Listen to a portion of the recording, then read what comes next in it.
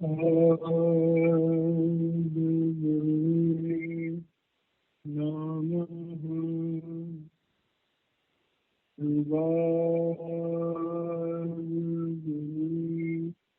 नमः। सतगुरुवे नमः। श्री गुरुदेव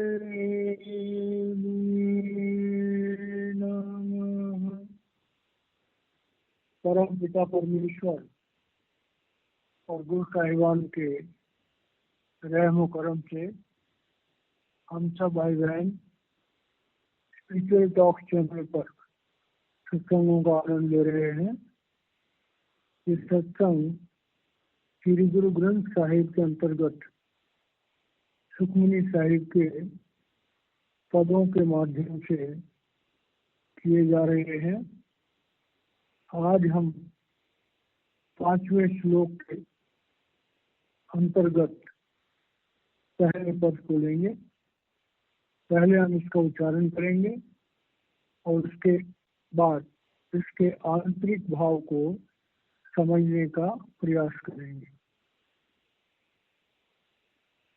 बावले सुखमणि मैला 5वां श्लोक 5वां।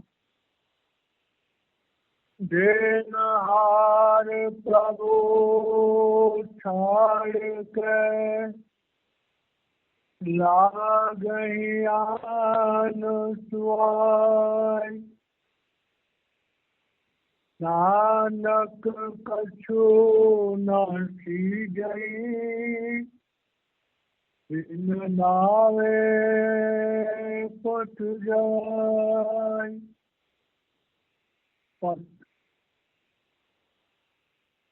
दस वर्ष पाछे पावे एक वस्तु कारण दिखोट गवावे। एक भी न देई 10 भी हर लेई। तौ मूरा कहो कहा करी। जिस ठाकुर सो नाही चारा ताको कीजे सब नमस्कारा। जाके मन लागा प्रभु मीठा शरण सुखता हो मन बूठा। जिस जन अपना हुक्म मनाया नानक तिन पाया। प्यारे भाई बहनों, हम सब लोग उन महापुरुषों के हमेशा ऋणी रहेंगे जिन्होंने प्रभु के हुक्म से मनुष्य शरीर धारण किया और इस दुनिया में आकर के मनुष्यों को एक ऐसा रास्ता समझाया कि जिसके द्वारा मनुष्य जीवन के सच्चे उद्देश्य को जानना और प्रभु प्राप्त चलना संभव हो सका और आज भी हो रहा है। इस 5वें श्लोक में श्री गुरु अर्जुन देव जी महाराज हम इंसानों को समझा रहे हैं कि वो परम पिता परमेश्वर जब ये चाहता है कि किसी जीव आत्मा को वापस सत्संग बुलाए तो वो उससे मनुष्य का चोला देता है और मनुष्य का चोला देने के बाद उसके जीवन में उसके जो प्रारब्ध कर्मों का चयन वो इस ढंग से करता है कि उसके सुख, उसके दुख, उसका मान, उसका अपमान ऐसे बैलेंस करके करता है कि वो जीवात्मा संसार में ना फंसे। जो भाई बहन सत्संग को सुन रहे हैं, बड़े ध्यान से सुने इस बात को, कि जिन लोगों की जिंदगी में अति ज्यादा धन नहीं देता प्रभु, अति ज्यादा बल नहीं देता, अति ज्यादा सुंदरता नहीं देता, अति ज्यादा रिश्तों की जो सौहार्द्य पकड़ है वो नहीं देता, तो समझ लो कि प्रभु जो है हमें इस दुनिया से छुड़ाना चाहता है। तो दुनिया में हम देखते हैं कि जिन लोगों के पास भौतिक संपदाओं की अधिकता है, या किसी भी और, चाहे सुंदरता हो, चाहे ताकत हो, चाहे बुद्धि अति ज्यादा तीव्र हो, तो जब किसी चीज की अधिकता होती है तो उससे इस संसार में फंसने का डर बहुत ज्यादा होता है। लेकिन जिन आत्माओं को प्रभु ने बुलाना होता है, उनका जीवन बड़ा बैलेंस होता है। उनको बहुत सारे जो व्यवहारिक सुख होते हैं वो भी कुछ कम मिलते हैं। तो यहाँ पर देनहार प्रभु छाड़ के, देनहार का जो मतलब है उसको हम दो रूप से ले सकते हैं। एक तो जीवों के लिए, जब से जीव पैदा होता है और जब तक वो शरीर में रहता है, प्रभु ने सारा अरेंजमेंट कर रखा है हमारे प्रारब्ध कर्मों के द्वारा। जब हम इस पृथ्वी पर पहली सांस लेते हैं और इस पृथ्वी पर आखिरी सांस लेते हैं, तब तक के लिए प्रभु ने हमारा सारा अरेंजमेंट पहले से किया हुआ है। लेकिन जिन जीवों को प्रभु ने वापस बुलाना होता है, उनका जीवन बड़ा संयमित होता है और उनके अंदर एक खास खूबी होती है कि उन्हें सत्संगों से प्रेम होता है, उन्हें प्रभु भक्तों से प्रेम होता है। लेकिन इस संसार में एक बहुत बड़ी प्रॉब्लम भी है, उसका यहाँ जिक्र कर रहे हैं कि देनहार प्रभु छाड़ के लागई आन सुअय। अब यहाँ पर जब आत्मा आती है शरीर में, तो काल भगवान का अंश मन भी हमारे साथ होता है, और मन जो है उस पर करोड़ों जन्मों के संस्कारों का असर होता है, और मन जो है वो भोग विलासों की तरफ आकर्षित होता है, और उसकी सपोर्टिंग के लिए कर्म इंद्रियां और ज्ञान इंद्रियां होती हैं। तो श्री गुरु अर्जुन देव जी महाराज इस राज को बता रहे हैं कि प्रभु सोच लेता है कि मैंने जीव आत्मा को मनुष्य शरीर दे दिया तो ये जीव आत्मा जाएगी, लेकिन उस जीव आत्मा के साथ मन इंद्रियों की पकड़ और मन इंद्रियों की भोग विलास शक्ति जो है वो छूटती नहीं है, और मन जो है वो दुनिया की तरफ बढ़ जाता है, और आत्मा मन के साथ जुड़ी हुई है, तो आत्मा भी मजबूरी में उसमें फंस गई। तो कह रहे नानक कहो नसीब जई वृंदावन पद जाए। तो कह रहे हैं कि ये सच्चाई कि जब तक हम प्रभु के नाम के साथ नहीं जुड़ेंगे, तब तक हमें वो प्रतिष्ठा नहीं। यहाँ पर प्रतिष्ठा का मतलब है कि हमें प्रभु के घर में जाने का मौका मिले, हमारी आत्म जागृति हो।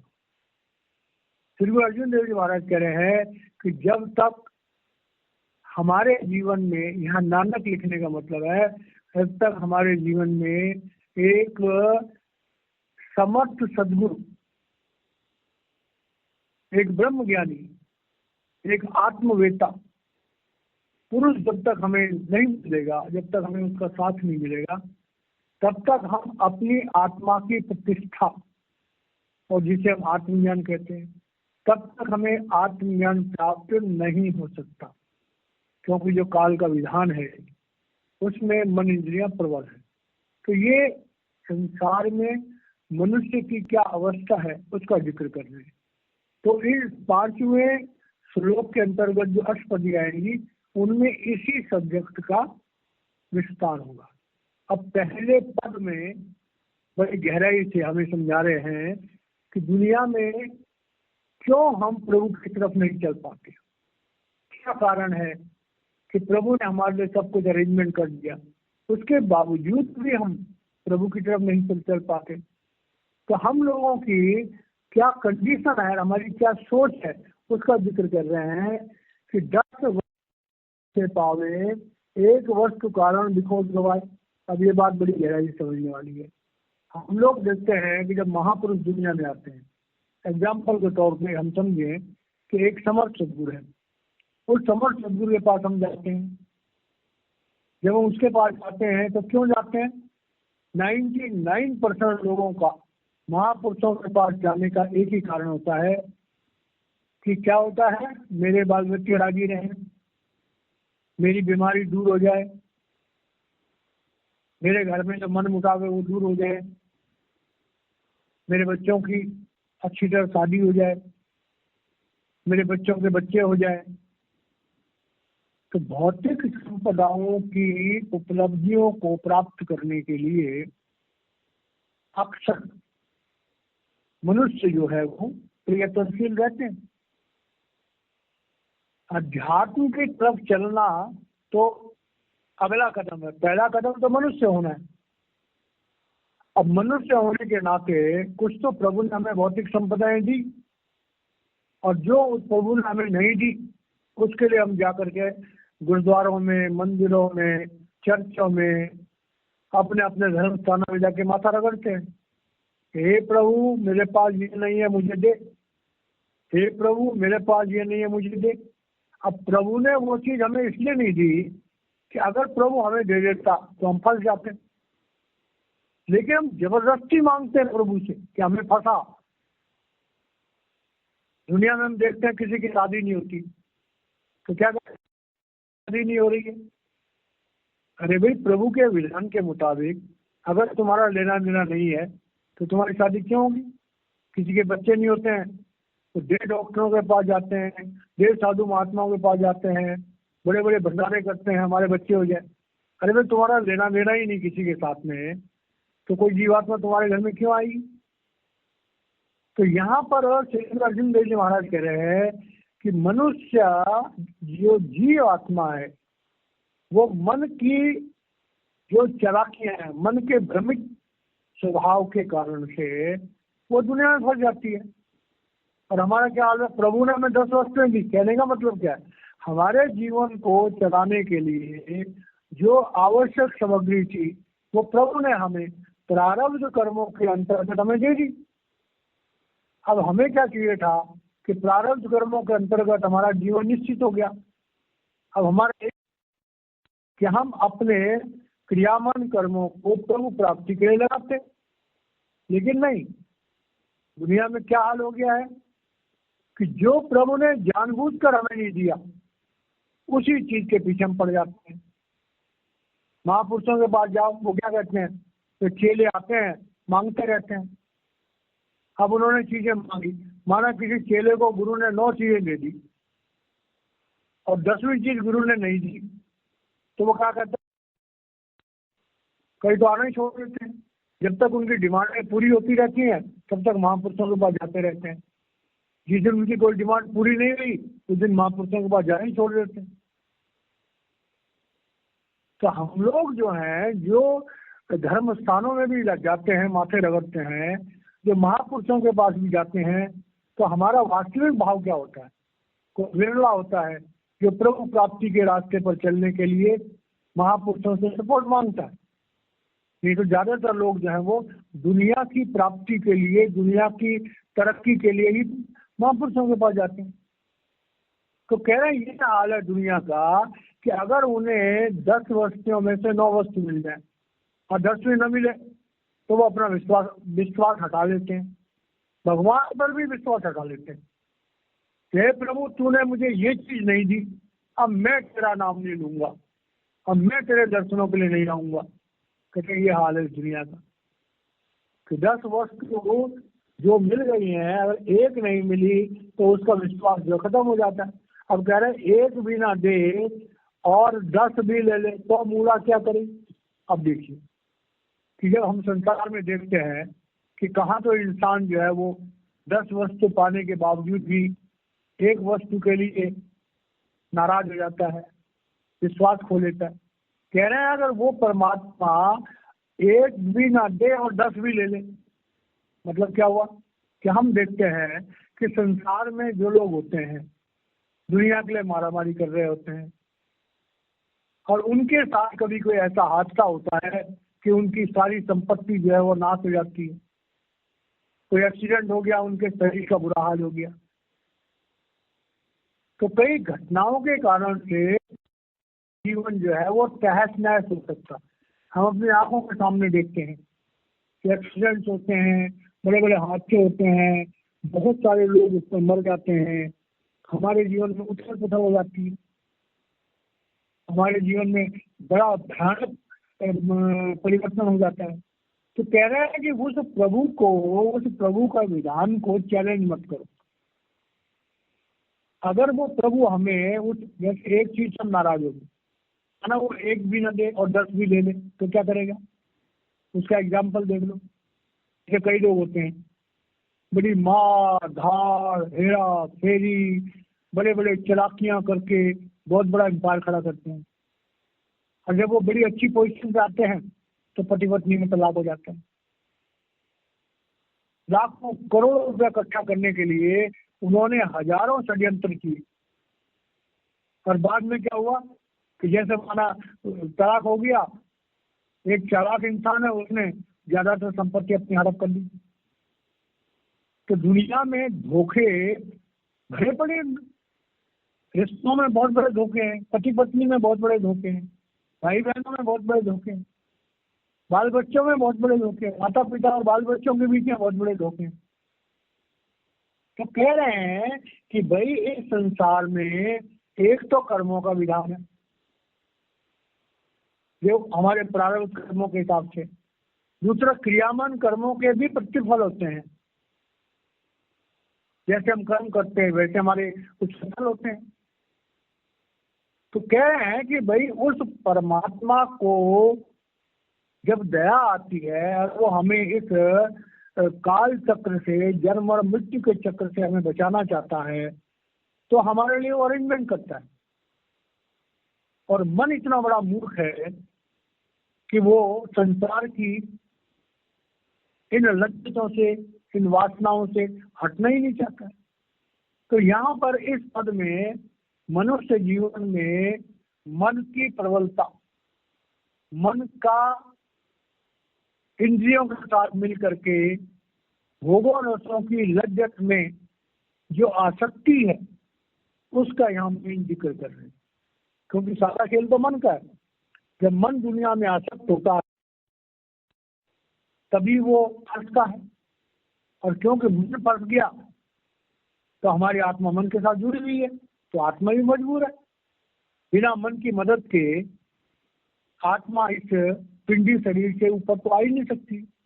हम सब लोग जानते हैं, गुरु जब हमें नामदान देता है, समर्थ सदगुरु नामदान देता है, तो उस 5 नाम के मंत्र में इतनी ताकत है कि जो भाई बहन उस मंत्र का सही ढंग से अभ्यास करते हैं, उनकी आत्मा इस शरीर में मूल चक्र, इंद्रिय चक्र, नाभि चक्र, हृदय चक्र, कंठ चक्र को क्रॉस करके आज्ञा चक्र पर आ सकती है, और उस धुर की वाणी को आज्ञा चक्र पर पकड़ सकती है, जिसे हम शब्द गुरु कहते हैं।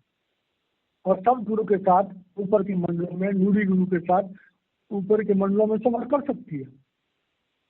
लेकिन ऐसा बहुत कम होता है, क्योंकि मन हमें दुनिया की लज्जतों में फंसाने का पूरा प्रोग्राम करता है। तो कह रहे हैं कि भाई इस बात को जब हम समझें कि भाई इस प्रभु के विधान से सब कुछ हो रहा है, और जो हम दुनिया में जी रहे हैं, तो दुनिया में जीने के लिए साधन मात्र चाहिए ना। हमें तो साधन मात्र चाहिए कि हमारी दुनिया चलती है। लेकिन हम दुनिया में जब ज्यादा फंसते हैं तब हमारे लिए प्रॉब्लम क्रिएट हो जाती है। अब कहते हैं जिस ठाकुर स्यों नाही चारा, ताको कीजिए सद नमस्कार। अब ये बात बड़ी गहराई से समझने वाली है कि वो परमपिता परमेश्वर हमारे शरीर में आत्मा के रूप में विराजमान है। जब तक प्रभु की वो आत्म सत्ता हमारे शरीर में विराजमान है, तभी तक हम मनुष्य कहलाने के काबिल हैं। जैसे वो सत्ता हमारे इस भौतिक शरीर को छोड़ के चली जाती है, तो जरूरी बात है कि हम उसे कहते हैं कि ये इंसान मृत हो गया। अब जिस प्रभु की सत्ता के हमारे शरीर में रहने से, हमारे शरीर में काम करने से हम जिंदा कहलाते हैं, उस प्रभु सत्ता को जानने का बहुत कम लोग प्रयास करते हैं।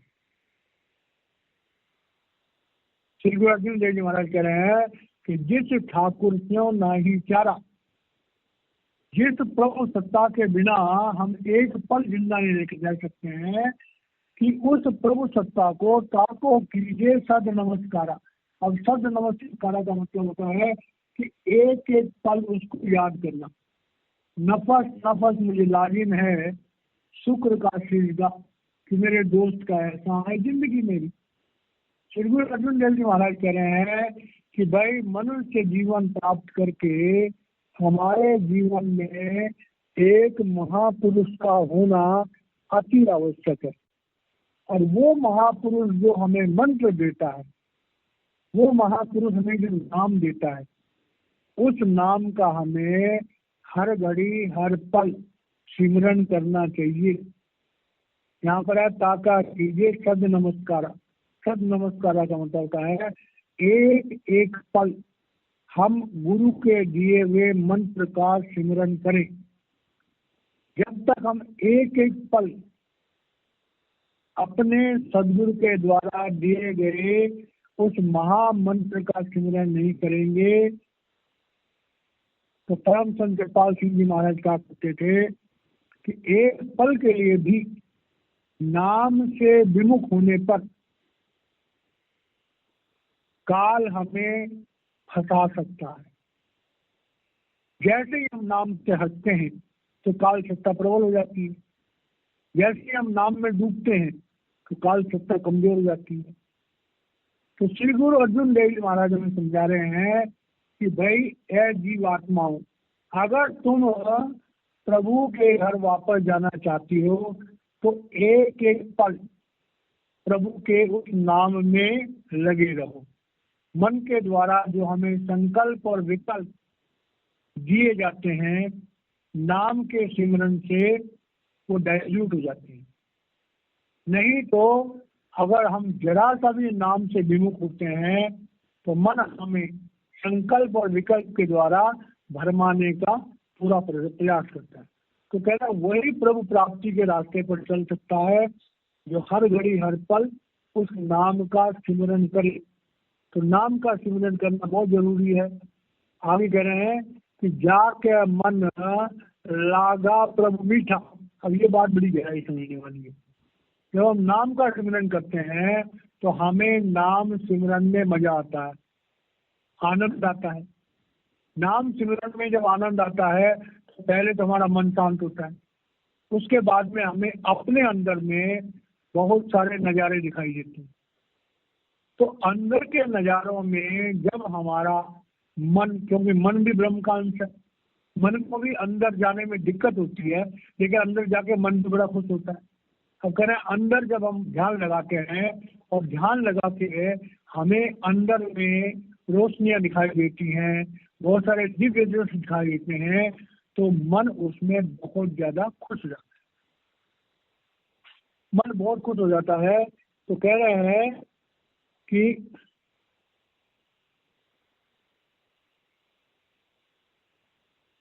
जाके मन लागा प्रभु मीठा। अब लागा प्रभु मीठा का मतलब क्या है कि प्रभु ज्योति स्वरूप है, प्रभु सब स्वरूप है।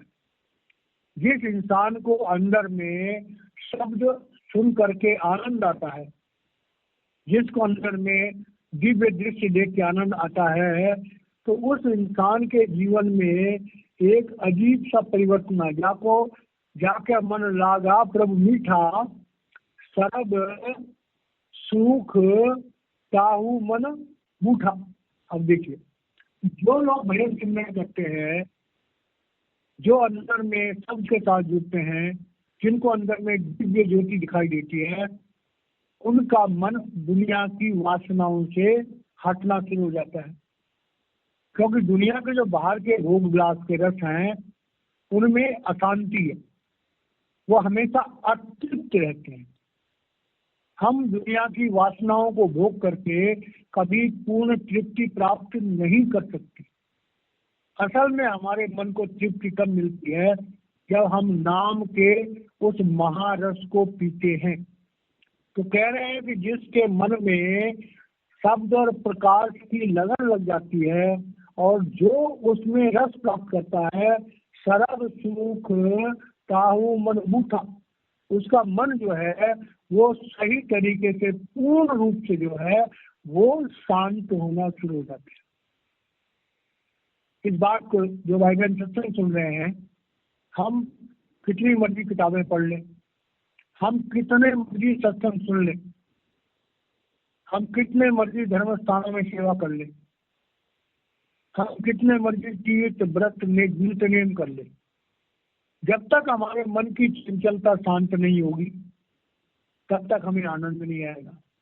और चंचलता शांत तब तक नहीं होगी जब तक अंदर के शब्द और प्रकाश के साथ हम नहीं जुड़ेंगे। और असली सुख का यह मतलब है संतुष्टि।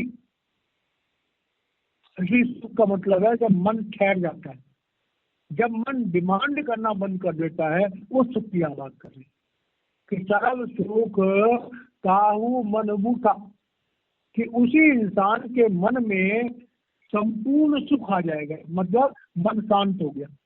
असल में मन शांत हो जाएगा वो त्रिकुटी में जाके होता है, पिंड अंड और ब्रह्म में होता है, तमोगुण रजोगुण और सतोगुण से हटने पर होता है। तो कह रहे हैं कि नाम के संपर्क में आने से, शब्द और प्रकाश के संपर्क में आने से हमारे मन पर जो जन्म जन्मों की वासनाओं की मैल लगी है वो धुल जाती है और मन एकदम प्योरीफाई हो जाता है। और मन जो है अपने निज घर ब्रह्म की चोटी में जाकर के और वहां पर शांत अवस्था में पहुंच जाता है। तो कह रहे जिस जन अपना हुक्म मनाइया, सरब थोक नानक किन पाइया। अब ये बात बड़ी गहराई समझने वाली। श्री गुरु अर्जुन देव जी महाराज कह रहे हैं कि परमात्मा अपने हुक्म को, परमात्मा अपना जो उसका जीवों के लिए प्यार है उसको फलीभूत करने के लिए पृथ्वी पर अपने नुमाइंदे भेजता है। क्योंकि प्रभु के हुक्म को वही इंसान आगे बढ़ा सकता है ये प्रभु को जानता है। तो कह रहे हैं जिस जन अपना हुक्म मनाइया, कि प्रभु जो चाहता है, और कि प्रभु क्या चाहता है कि जीव आत्माएं वापस निज घर सचखंड आए। इसका मतलब क्या हुआ?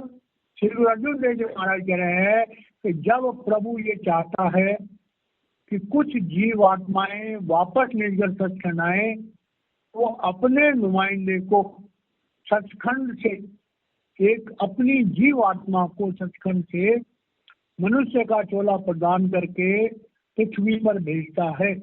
और वो चोला कर्मों के विधान से परे होता है। जन्म मरण दो में नाही, जन पर उपकारी आए, और जिया दान में भक्ति लायन हर्षियों लायन मिले। तब जाकर के वो ऐसी जीव आत्माओं को एक गुरु के रूप में, सदगुरु के रूप में, मार्गदर्शक के रूप में दुनिया में भेजता है। और सर्व थोक नानक तिन पाए। और प्रभु की जो शक्तियां होती है, परमात्मा उस शरीर में अपनी सारी शक्तियों को डाल करके उसको पृथ्वी पर उतारता है। इसका आंतरिक मतलब क्या हुआ कि जब महापुरुष दुनिया में आते हैं तो वो देखने में इंसान लगते हैं, लेकिन उनके अंदर वो सारी ताकतें होती हैं जो प्रभु के पास होती हैं। क्योंकि प्रभु अपनी सारी शक्तियां दे करके उन जीव आत्माओं को मनुष्य के चोले में पृथ्वी पर उतारता है। और फिर वो जीव आत्माएं पृथ्वी पर आकर के प्रभु के द्वारा जिन जीवों को वापस ले जाने का उनको आदेश मिला होता है, उनको वो वापस ले जाते हैं। तो यही कारण है कि महापुरुष जब दुनिया में आते हैं तो वो किसी धर्म के लिए, किसी देश के लिए, किसी मत के लिए नहीं आते। वो तो समस्त मनुष्य जाति के लिए आते हैं। और वो मनुष्य दुनिया में चाहे कहीं भी हो, किसी भी जाति में हो, किसी भी देश में हो, किसी भी धर्म में हो, किसी भी मत में हो, वो ऑटोमेटिकली जो है उन समस्त महापुरुषों के साथ जुड़ जाते हैं। और उनको संदेश, आजकल तो बहुत मीडिया है, सोशल मीडिया बहुत विस्तार में आ गया है, तो कोई ना कोई ऐसा वसीला बनता है कि वो प्रभु की प्यारी रूहें जिन्हें प्रभु वापस बुलाना चाहता है, वो वक्त के सदगुरु के साथ किसी न किसी रूप में जुड़ जाती है। और वो उनके साथ जुड़ने के बाद नामदान लेकर के वापस जाती है। तो जब गुरु किसी को नामदान देता है तो उसके संचित कर्मों का सारा बोझ अपने ऊपर लेता है, उसका लेखा काल के यहाँ से फाड़ देता है, उसके शरीर में ज्योति और श्रुति का संचार करता है, जिससे वो दोबारा जन्म ले तो मनुष्य जन्म से नीचे ना जाए। गुरु जो है अपने शब्द रूप और प्रकाश रूप को शिष्य के आगे चक्र पर स्थापित कर देता है और कहता है, 5 नाम के मंत्र के सिमरन से अपनी आत्मा को शरीर से उठाकर आज्ञा चक्र पर लाओ और वहां की प्रभु की ज्योति और प्रभु के शब्द के साथ जुड़ करके ऊपर के दिव्य मंडलों की सैर कर और अभ्यास करते करते गुरु के नूरी स्वरूप के साथ पिंड से अंड, अंड से ब्रह्म और ब्रह्म से प्रब्रह्म में जाओ और बाद में गुरु में भेद होकर के सत्संग में उस परम पिता परमेश्वर में लीन हो जाए।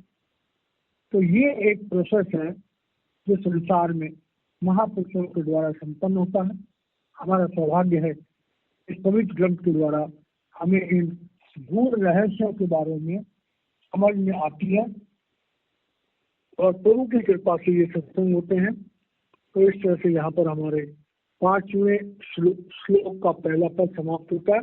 वाणी को विराम देते हैं, बाकी का कल होगा। जय महाराज जी।